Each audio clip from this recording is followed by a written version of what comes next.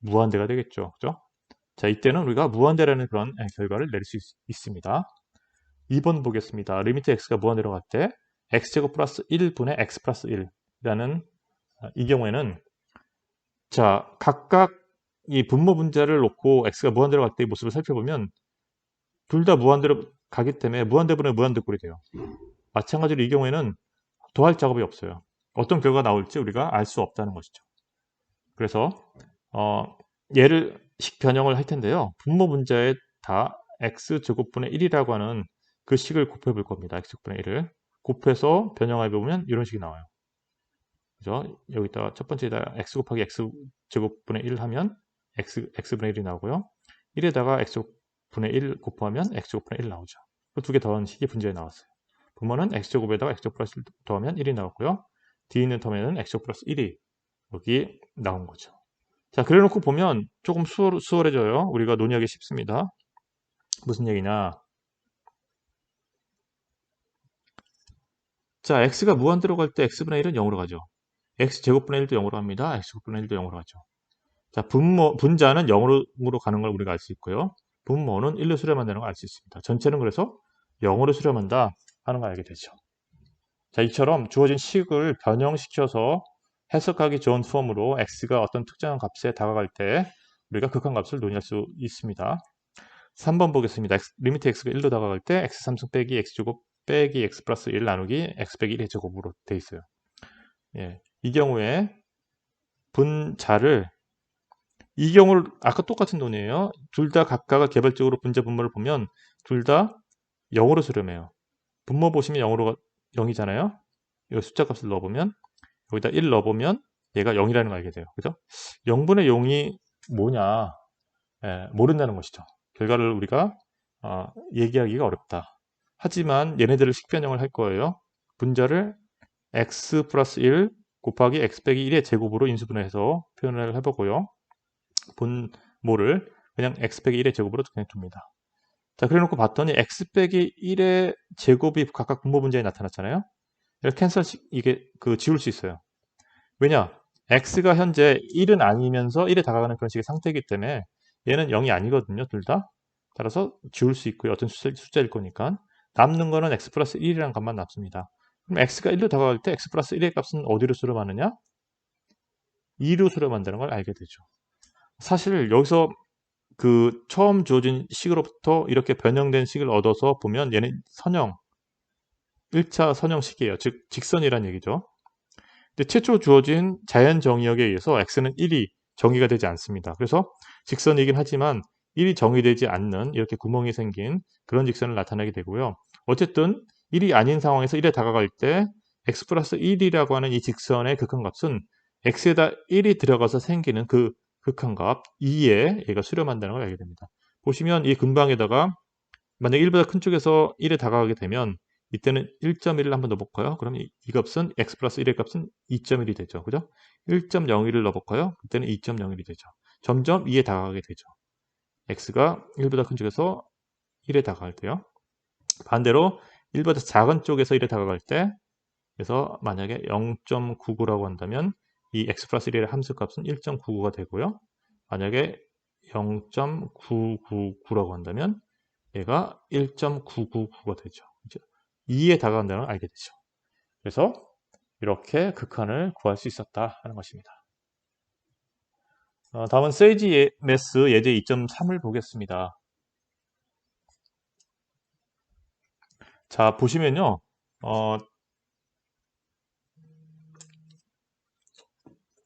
지금 세이지 매스 예제 2.3이요. 리미트 명령을 이용하여 함수의 극한을 구해봅시다 라는 문제예요. 자, 리미트라는 그런 함수는 이렇게 함수식을 처음에 쓰고 이 x가 다가가는 수렴하는 그 포인트를 이렇게 써주면 우리가 앞에서 봤던 이게 첫 번째 식이요. x 플러스 1분의 우리가 이런 식의 형체처럼 리미트 x 이때는 리미트 x가 마이너스 1로 다가갈 때 이게 x 플러스 1분의 x 2x제곱 플러스 x 플러스 1이라는 그런 이 극한값을 구하는 그런 함수가 되겠습니다. 그래서 이 경우에는 어땠어요? 뭐 그냥 단순하게 계산하면 여기 지금 적었는데요. 이게 분모 분자 다 x가 마이너스 1로 다가가면 여기다가 마이너스를 넣어보면 분자에다가 2배 마이너스 1 해주고 플러스 마이너스 1 플러스 1이 되겠고요. 그 다음에 분모는 0이 되죠. 그죠?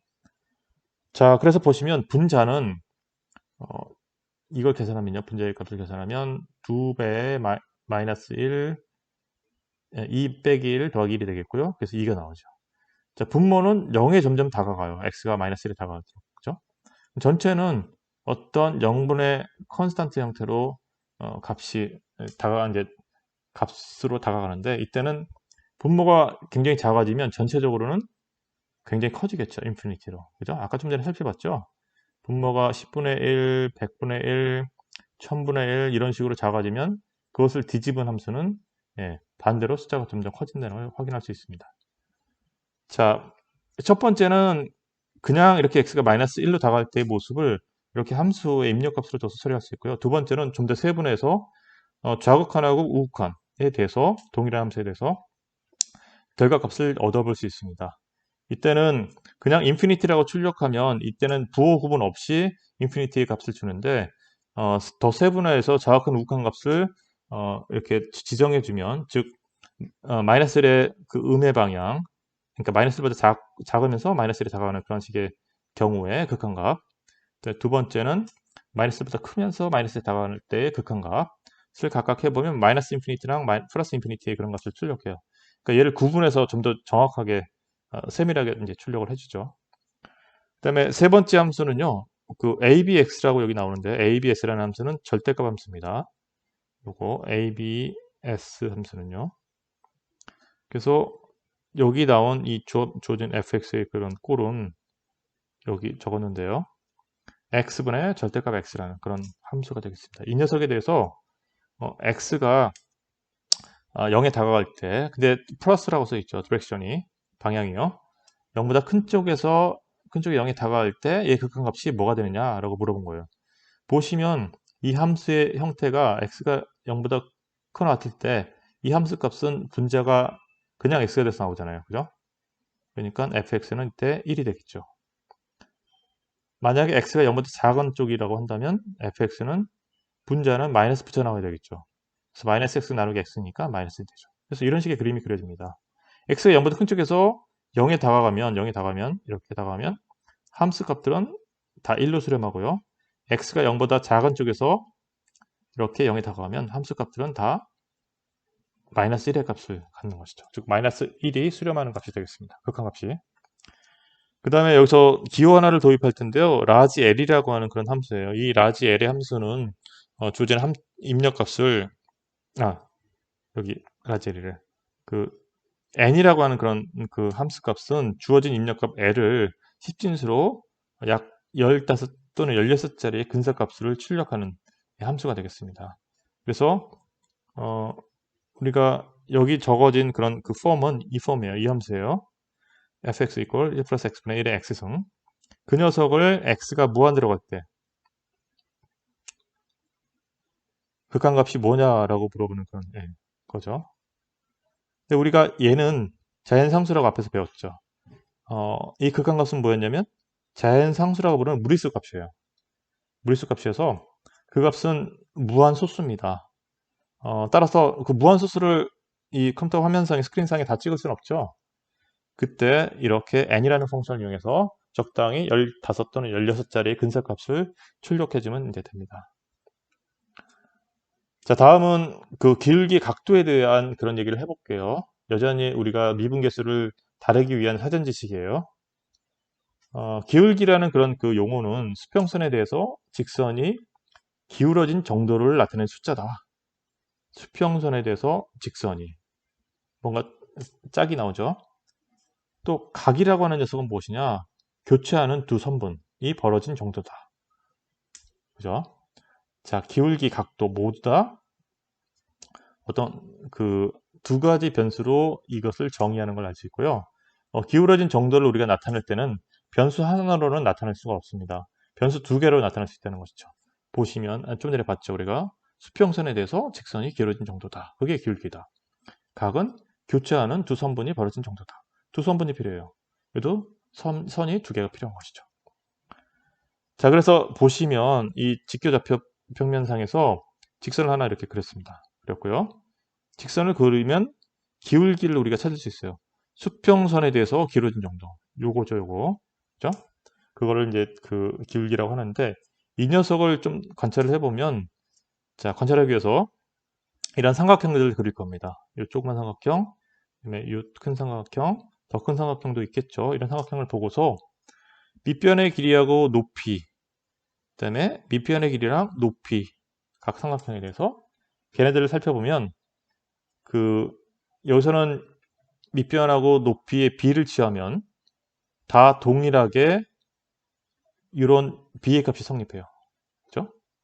각도 세타일 때 이렇게 세타를 만든 직선에 의해서 만든 직각 삼각형의 밑변하고 높이의, 그러니까 x 증가분분의 y 증가분의 b의 값이 일정하다, 똑같다, 다시 얘기하면 이런 것들이 하는 걸 알게 되죠.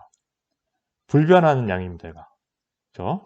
그걸 우리가 뭐로 정했냐면 탄젠트라는 그런 함수로 정의를 했어요. 자, 근데 여기서는 x 증가분분의 y 증가분에 대한 그런 정의를 생각해 봤는데, 그것뿐만 아니라 굳이 이 불변하는 그런 양, 기울어진 정도의 모습을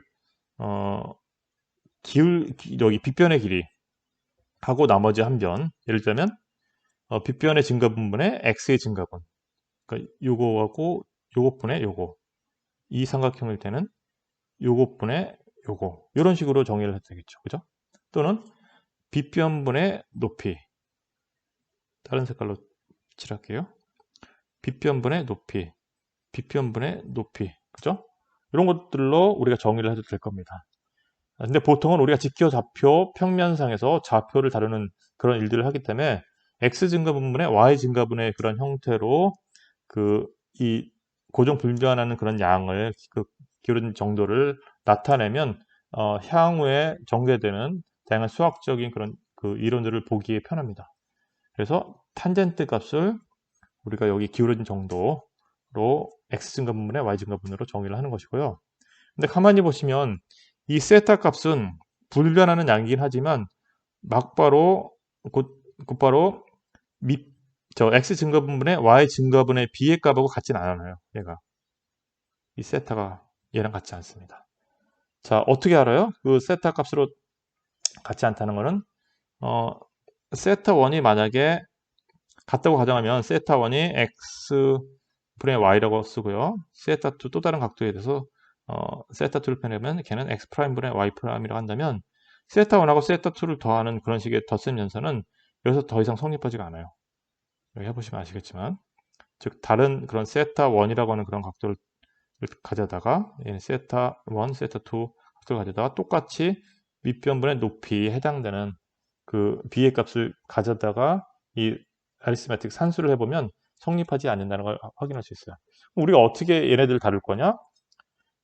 관계식을 통해서 다루게 되고요. 그게 사인 제곱 더하기 코사인 제곱은 1이다. 자, 이런 식의 관계식들을 우리가 얻을 수 있거든요. 빗변하고 각 사이 관계를 통해서. 사인은 빗변분의 높이를 정의하고요. 우리가 일반각을 우리 앞에서 배웠기 때문에 빗변분의, 즉 거리분의, 원점하고의 거리분의, 그 다음에 y좌표. 코사인은 그 원점하고의 거리분의, 그 다음에 x좌표의 그런 형태로 정의를 해가지고 관계식으로부터 우리가 탄젠트 x 값을 정의하는, 다루고 있는 것이죠.